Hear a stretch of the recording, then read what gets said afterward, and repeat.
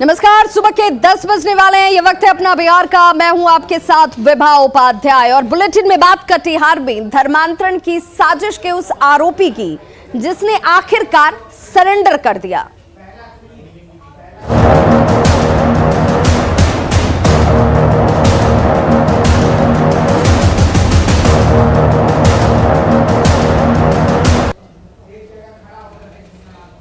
तो कटिहार से ये बड़ी खबर, जहां धर्मांतरण की साजिश के आरोपी शाह आलम ने एडीजे की कोर्ट में सरेंडर कर दिया है। आरोपी शाह आलम ने कल कटिहार के कोर्ट में सरेंडर किया।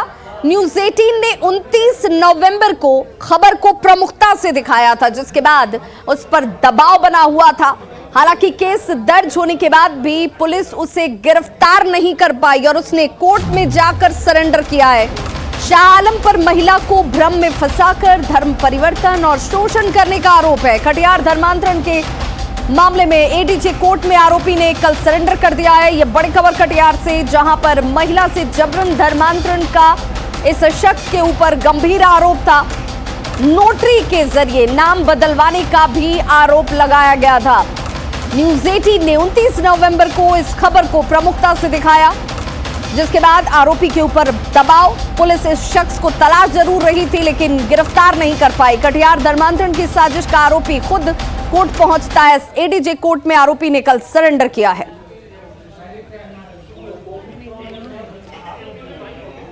कटिहार में न्यूज़ 18 का खबर का बड़ा असर हुआ है।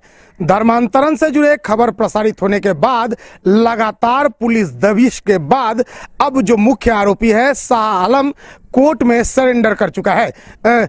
अगर तफ्तीश से अगर मामले को बताते चले तो 25 अक्टूबर को कटिहार आजमनगर थाना क्षेत्र से एक मामला सुर्खियों में आया था, जहां महिला का जबरन धर्मांतरण करवा दिया गया था। लेकिन इस महिला के द्वारा बड़े अधिकारी के पास लगातार गुहार लगाने के बावजूद उनको न्याय नहीं मिल पा रहा था।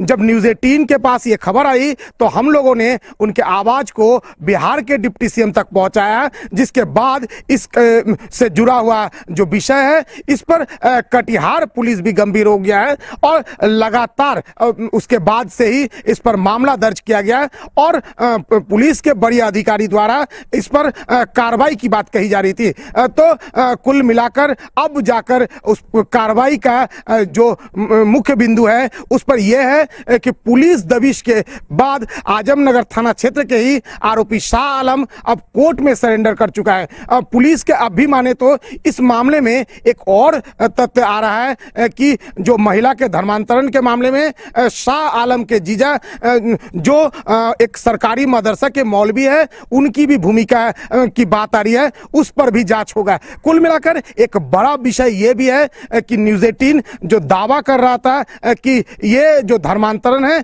इसका पूरा कागजी प्रमाण भी है, अब पुलिस प्रारंभिक जांच में भी ये बात मान रहा है कि एक ऐसा कागज मिला है जहां उनके नाम भी परिवर्तित किया गया है। अब उस विषय पर भी जांच होगा। निश्चित तौर पर महंगाई, विकास, भ्रष्टाचार राजनीति के बड़े मुद्दे हैं, लेकिन खासकर बिहार के ये सीमांचल इलाका है और इस पर आए दिन जो धर्मांतरण का मामला आता है यह भी एक बड़ा मुद्दा है और इस पर भी आगे दिन में बिहार के राजनीति पक्ष हो या विपक्ष गंभीरता से विचार करना चाहिए। सुब्रत, न्यूज़ 18 कटिहार।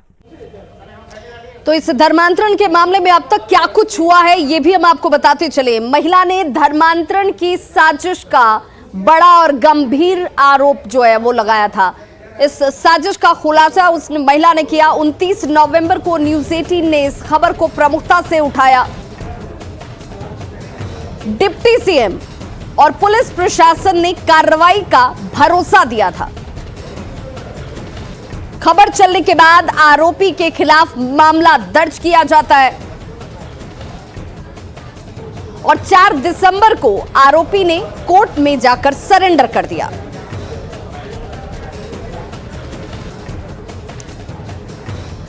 तो महिला आरोपी के चंगुल से निकलकर बाहर आ गई तो मामले का खुलासा हुआ। अब ऐसे में सवाल कई उठते हैं। सवाल ये कि क्या शिकायत के बाद मामले में पुलिस की सक्रियता जो होनी चाहिए थी वो आखिर क्यों नहीं दिखी। पुलिस ने आरोपी शाह आलम को गिरफ्तार क्यों नहीं किया? क्या पुलिस आरोपी के सरेंडर का ही इंतजार कर रही थी? और ये तमाम सवाल इसलिए क्योंकि इस आरोपी ने खुद ही जाकर कोर्ट में सरेंडर किया है। पुलिस इस शख्स को गिरफ्तार नहीं कर पाई। और सहयोगी सुब्रत गुहा हमारे साथ इस वक्त ज्यादा जानकारी के साथ वो लाइन पर कटिहार से जुड़ गए हैं। सुब्रत, ये शख्स जरूर अब पुलिस की कस्टडी में आ गया है, कोर्ट में इसने सरेंडर कर दिया, लेकिन पुलिस इसे गिरफ्तार नहीं कर पाई। ये पुलिस की कार्यशैली पर सवाल तो जरूर है। निश्चित तौर पर देखिए, सीमांचल के इस इलाके में जब भी इस तरह का मामला आता है, जो भूमिका होना चाहिए पुलिस का वो नहीं होता है। इसके पीछे चाहे राजनीतिक मंशा हो या जो इस इलाके की जो दबाव की राजनीति है वो रहा हो, लेकिन कुल मिलाकर कटिहार के इस मामले में भी जो प्रारंभिक स्तर पर पुलिस की कार्रवाई थी यही स्तर पर शुरू हुआ था, लेकिन जब लगातार कई स्तर पर दबाव बढ़ने लगा तब जाकर पुलिस इस मामले को लेकर गंभीर हुआ है। सबसे बड़ा विषय है, इस मामले पर कहीं ना कहीं बिहार सरकार की उप मुख्यमंत्री भी न्यूज़ 18 से दावा किया था कि इस मामले पर कार्रवाई होगी, और उसी दबाव के कारण कहीं ना कहीं कटिहार पुलिस सक्रिय हुई है, और जैसे दबाव बढ़ने लगा तब जाकर आरोपी सरेंडर किया। सुब्रत, इस शख्स के ऊपर कौन कौन सी धाराओं में मामले दर्ज किए गए हैं जिस पर इस वक्त अब इससे पूछताछ बेहद महत्वपूर्ण हो जाएगी? देखिए, एक प्रमुख बात ये भी आई है कि चूंकि महिला SC/ST वर्ग से आती है, पहले पुलिस पेशोपेश में थी कि उस धाराओं में भी मामला दर्ज होगा या नहीं, और एक बड़ा विषय धर्मांतरण का आया था, और इसके कागजी प्रमाण भी महिला के द्वारा बार बार कहा जा रहा था। तो कुल मिलाकर उन धाराओं में जो धर्मांतरण के धारा होता है, उसके अलावा SC/ST एक्ट पर भी जो धारा है, सुसंगत धारा है, वो सभी धाराएं लगी है। और अब आगे पुलिस ये भी कह रही है कि जांच अभी कंप्लीट नहीं हुआ। एक बात ये भी आया है कि जो शाह आलम के जीजाजी जो एक सरकारी मदरसा के मौलवी है, उनकी भी भूमिका है, और ये जो कागजी प्रकरण रचा गया था ये उन्हीं के द्वारा रचा गया था। ये बिल्कुल, अब ऐसे में ये देखना होगा कि आने वाले वक्त में इस शख्स से किस तरह की जानकारियां खुलासे के तौर पर सामने आती हैं, कौन कौन से लोग इसमें शामिल रहे हैं। बहुत बहुत शुक्रिया सुब्रत गुहा इस तमाम जानकारी के लिए आपका। और चलिए अररिया की बात करते हैं। अररिया के भरगामा थाना के अल्पसंख्यक बहुल बीरनगर गांव से हिंदू परिवारों का पलायन जारी है। आइए मिलवाते हैं एक ऐसे ही परिवार से जिसने सिर्फ मोहम्मद मेजर के आतंक की वजह से बीरनगर को नहीं बल्कि अररिया जिला छोड़कर अब वो पूर्णिया में बस गया है। अररिया में आतंक, पूर्णिया तक दहशत, चेहरे पर चिंता, आंखों में डर और लड़खड़ाती जुबान। इनके चेहरे हम नहीं दिखा सकते, नाम भी नहीं बताएंगे, लेकिन कहानी जरूर बताएंगे। पूर्णिया के रामपुर तिलक गांव में रह रहा यह परिवार मूल रूप से अररिया के बीरनगर का रहने वाला है, लेकिन मोहम्मद मेजर नाम के दरिंदे की दरिंदगी की वजह से 3 साल पहले पलायन को मजबूर हो गया। परिवार ने सिर्फ बीरनगर को ही नहीं छोड़ा, अररिया जिले तक को छोड़ दिया और पूर्णिया के रामपुर तिलक गांव में बस गए। इसका इतना आतंक है कि डर से कोई कुछ बोल नहीं पाता है। माफियागिरी काम है, हथियार का सप्लाई करना काम है। उसका भाई आज़ाद जो है बम कांड में पकड़ाया, वो भी 3 साल में उसका बेल हुआ, 4 साल में। घूंघट में खड़ी ये महिला आज भी उस दिन को याद कर सिहर जाती है जब मोहम्मद मेजर इनके घर में घुस आया था। मोहम्मद मेजर ने इसे मारा पीटा और रेप करने की कोशिश की। मोहम्मद मेजर आलम आया रात के 9 बजे, मेरे वाइफ के साथ मारपीट किया और पैसा वैसा छीन लिया, चैन वैन छीन लिया, और जो FIR में है वो सब कुछ वगैरह वगैरह सब कुछ लिखा हुआ है। उसके बाद सुबह धमकी भी मिला। सत्तार मुखिया रात को बोला केस कीजिए नहीं तो तुमको गांव से भगा देंगे। जब केस किए तब वो गवाही में नहीं आया। इस पीड़ित महिला ने तब हिम्मत दिखाई, जोरदार विरोध किया तो उसका घर और इज्जत दोनों बच गया, नहीं तो इसका भी नाम बीरनगर की उन बहु बेटियों में शामिल हो जाता जिसकी इज्जत मोहम्मद मेजर ने लूटी थी। जबरन करके घर खोल के भागे, तब उसके बाद उसको डंडा से मारे तो वो गिर गया। गिर गया तो उसको छोड़ करके हम भागे दरवाजा पर, तो फिर वहाँ जा करके हमको भी मारा था। कोई बचाने वाला रहता तभी न बचाता, कोई बचाने वाला नहीं था ना। आज तक कुछ भी नहीं हुआ है। आप लोग वहाँ से कब यहाँ पे आए? 3 साल हो गया। तकलीफ हुआ, दिक्कत हुआ, मारपीट किया, सब मुसलमान सब वहाँ पर से तंग फसाद करता है, तो क्या करेंगे वहाँ से। अच्छा, हम लोग की इज्जत बचा करके हम अपना आ गए यहाँ। साल 2018 में मोहम्मद मेजर ने इनके घर पर हमला किया था। पत्नी के साथ दुष्कर्म करने की कोशिश की। पुलिस में शिकायत भी की गई, लेकिन उसे थाने से ही बेल मिल गया। इन लोगों का कहना है कि मोहम्मद मेजर की वजह से अभी और कई परिवार पलायन करेंगे। वहाँ उसके वजह से बहुत सारा आदमी पलायन कर चुका है और करेगा। कितने लोग पलायन किए? पलायन तकरीबन वहाँ से 10-15 आदमी तो पलायन कर चुका है। घर के सबसे बुजुर्ग सदस्य को गांव छोड़ने का गम तो है, लेकिन उससे ज्यादा चिंता बहू बेटियों की इज्जत की है। सवाल है कि आखिर कब पुलिस मोहम्मद मेजर के आतंक का अंत करेगी और कब वीरनगर के हिंदू परिवार चैन से रह पाएंगे। न्यूज़ 18 के लिए पूर्णिया से कुमार प्रवीण की रिपोर्ट। तो अररिया के भरगामा थाना क्षेत्र के वीरनगर गांव में कुख्यात मोहम्मद मेजर की गिरफ्तारी अब तक नहीं हो पाई है। अररिया सांसद प्रदीप सिंह ने कहा कि उन्होंने एसपी को फोन कर मोहम्मद मेजर की जल्द से जल्द गिरफ्तारी करने और स्पीडी ट्रायल कर सजा दिलवाने का निर्देश दिया है। कहूँगा यहाँ के एसपी से और यहाँ के जिलाधिकारी से कि ऐसे असामाजिक तत्वों को जिस तरह से घटना की जानकारी दिया जा रहा है, इसको पकड़ करके इमीडिएट उसको गिरफ्तार करके स्पीडी ट्रायल करके उसको कड़ी से कड़ी सजा मिलनी चाहिए। और अभी तक गिरफ्तारी नहीं हुई है, ये बड़ा चिंता का विषय है। और सहरसा से इस वक्त बड़ी खबर आ रही है, जहां धबौली से अगवा नाबालिग लड़की का अब तक कोई सुराग नहीं मिल पाया है। गांव के ही मोहम्मद शहबाज सहित 8 लोग इस पूरे मामले में आरोपी हैं। धबौली से अगवा नाबालिग लड़की का सुराग अब तक नहीं मिल पाया है। गांव के ही मोहम्मद शहबाज सहित 8 लोग आरोपी बनाए गए हैं। 29 नवंबर को लड़की का अपहरण हुआ था।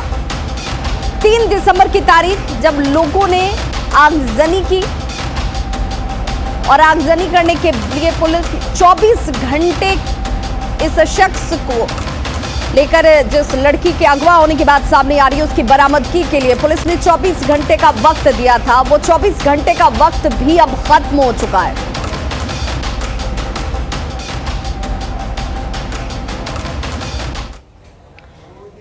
विधानसभा में राष्ट्रगीत पर अख्तरुल ईमान को जेडीयू नेता उपेंद्र कुशवाहा का समर्थन मिलने के बाद इस पर सियासत गर्मा गई है।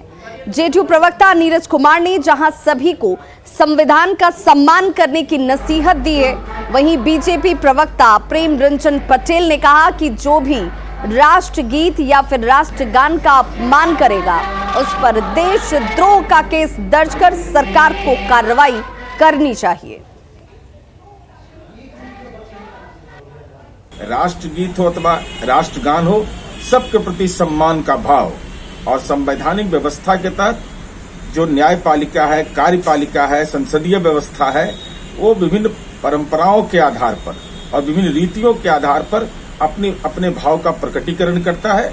इसलिए यह ऐसा विषय कोई बहस और विवाद का विषय है ही नहीं। हमारे संविधान के अंदर में राष्ट्रीय गान, राष्ट्रीय गीत को अंगीकार किया गया है और ये सबके लिए आवश्यक है।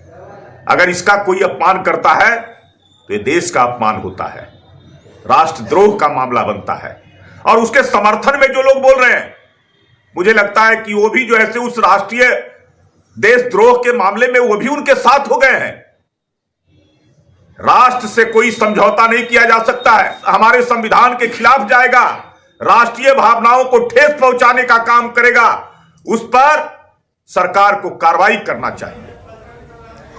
एआईएमआईएम विधायक अख्तरुल ईमान के राष्ट्रीय गीत नहीं गाने पर कांग्रेस विधायक दल के नेता अजीत शर्मा ने कहा कि देश में सभी धर्म के लोग एक हैं और जो भी हिंदुस्तानी है वो राष्ट्रगीत जरूर गाएंगे। चाहे हिंदू हो, मुसलमान हो, सिख हो, ईसाई हो, चाहे वो राष्ट्रगान जो भी है हम लोग का, और वंदे मातरम वो नहीं गाया तो उनका इंडिविजुअल मामला है। एक व्यक्ति से ये मत समझिए कि सभी लोग ऐसे हैं, इसलिए ये उनका अपना निजी राय हो सकता है, लेकिन देश गान जो हिंदुस्तानी है वो निश्चित तौर पर गाएगा, क्योंकि हम लोग एक हैं, चाहे किसी जाति किसी समुदाय के लोग रहें। और अब बात कोरोना के नए वेरिएंट की, जिसके बाद भी लोगों की लापरवाही जो है वो कम होने का नाम नहीं ले रही है। पटना जंक्शन की तस्वीर हम आपको दिखा रहे हैं और देखिए, अगर इन तस्वीरों को आप देखेंगे तो समझ पाएंगे कि यहाँ कैसे स्वास्थ्य विभाग की टीम ड्यूटी से गायब नजर आ रही है। जिस ड्यूटी पर उन्हें तैनात रहना चाहिए, जिन्हें ये सुनिश्चित करना है कि बाहर से आने वाले लोगों की जांच हो और उसके बाद ही उन्हें अपने गंतव्य की तरफ जाने दिया जाए। कोरोना जांच के लिए डेस्क तो जरूर बना दिया गया, लेकिन कोई कर्मचारी जांच करते नजर नहीं आ रहे। दिल्ली सहित अन्य जगहों से ट्रेनों से बिहार पहुंच रहे लोग बेरोक टोक यहाँ पर आते जाते आपको नजर आ जाएंगे। उनके चेहरे पर मास्क तक आपको नहीं दिखेगी, जबकि सेंटर पर 24 घंटे ड्यूटी करने के निर्देश दिए गए हैं। पटना रेलवे स्टेशन से देखते हैं संवाददाता ऋतु रोहिणी की रिपोर्ट। कोरोना के नए वेरिएंट आने के बाद एक बार फिर से सुरक्षा के लिहाज से कड़े इंतजाम किए जा रहे हैं हर पब्लिक प्लेस पर, और विदेशों से आने वाले कई लोग जो हैं वो पटना दिल्ली होते हुए आते हैं। दिल्ली से वो ट्रेनों के जरिए पटना आते हैं। आप देख सकते हैं इस वक्त पहले सुबह दिल्ली से आने वाली कई ट्रेनें जो हैं वो पटना सुबह के वक्त में आती है, और सरकार द्वारा 24 घंटे जांच केंद्र कोविड के लिए खोला गया था रेलवे स्टेशन पर, और इसके साथ साथ वैक्सीनेशन सेंटर भी खोला गया है। पर अभी आप देख सकते हैं एक भी आपको स्वास्थ्य कर्मी इस जांच केंद्र पर नजर नहीं आएंगे। लोग बाहर से आ रहे हैं और आपको ये जांच केंद्र पे स्वास्थ्य कर्मी बिल्कुल नदारद दिखाई देंगे। सिर्फ यहाँ पर डेस्क और चेयर आपको नजर आएगा कोविड जांच केंद्र के जगह पे। और आपको बता दूं कि सरकार ने ये 24 घंटे खोलने का जो एक सरकार का एक उन्होंने सुरक्षा के लिहाज से ये केंद्र खोला था, बट आप देख सकते हैं यहाँ पे एक भी स्वास्थ्य कर्मी मौजूद नहीं है, और निश्चित तौर पर ये एक बड़ी लापरवाही है। अभी आप तस्वीरों में देख सकते हैं कई लोग बाहर से आ रहे हैं, मगर यहाँ पे उनकी जांच के लिए सुरक्षा के लिहाज से एक भी स्वास्थ्य कर्मी जो है वो इस वक्त मौजूद नहीं है। कैमरामैन सुबोध के साथ ऋतु रोहिणी की रिपोर्ट। मंगोलियाई शिष्टमंडल के एक सुरक्षा कर्मी के कोरोना पॉजिटिव होने की बात सामने आई है। राहत की बात यह है कि कोरोना पॉजिटिव सुरक्षा कर्मी शिष्टमंडल के 23 सदस्यों के संपर्क में नहीं था। वो दिल्ली से पटना एयरपोर्ट और फिर पटना से सड़क मार्ग से अकेले बोधगया पहुंचा था। आपको बता दें कि मंगोलियाई संसद के अध्यक्ष समेत 23 सदस्यीय शिष्टमंडल गुरुवार को 2 दिवसीय दौरे पर बोधगया पहुंचा, जहां वे दिल्ली से इंडिगो विमान से गया एयरपोर्ट पर पहुंचते हैं, और इस दौरान उनके शिष्टमंडल के एक सुरक्षा कर्मी की फ्लाइट दिल्ली एयरपोर्ट पर छूट गई, जो गुरुवार को ही दूसरी फ्लाइट से दिल्ली से पटना एयरपोर्ट आया और सड़क मार्ग से बोधगया पहुंचा, जहां उसकी कोरोना जांच की गई और पॉजिटिव पाए जाने पर उसे क्वारंटीन कर दिया गया। डेलीगेशन आया मंगोलिया का, उसमें भी टेस्ट हुआ था और सभी लोग नेगेटिव निकले हैं। केवल एक सुरक्षा कर्मी जो था, जो कि अलग से आया था, साथ में नहीं आया था डेलीगेशन के, वो अलग से वाया पटना होके आया था, वो पॉजिटिव निकला और उसको अकॉर्डिंगली आइसोलेट कर दिया गया। दूसरा, उसके साथ में जो संपर्क में जो लोग आए थे उनका भी टेस्ट कराया गया है और अभी तक सभी लोग मोस्टली नेगेटिव ही हैं। गया के चिरकी बाजार में आग लगी है, ये बड़ी खबर इस वक्त सामने आ रही है। रमा मार्केट में आग से लाखों का नुकसान हुआ है। शॉर्ट सर्किट की वजह से आग लगने की खबर सामने आ रही है। दमकल की टीम इस वक्त आग बुझाने की कोशिश में जुटी हुई। एक्सक्लूसिव तस्वीरें इस वक्त आपके टीवी स्क्रीन पर, जहां के गया रमा मार्केट में ये आग लगी। आग के लगने के पीछे की वजह जो है वो शॉर्ट सर्किट बताई जा रही है कि शॉर्ट सर्किट की वजह से आग लगी है। दमकल की टीम इस वक्त आग पर काबू पाने की कोशिश कर रही है। गया के चिरकी बाजार की ये तस्वीर इस वक्त एक्सक्लूसिव आप देख पा रहे हैं।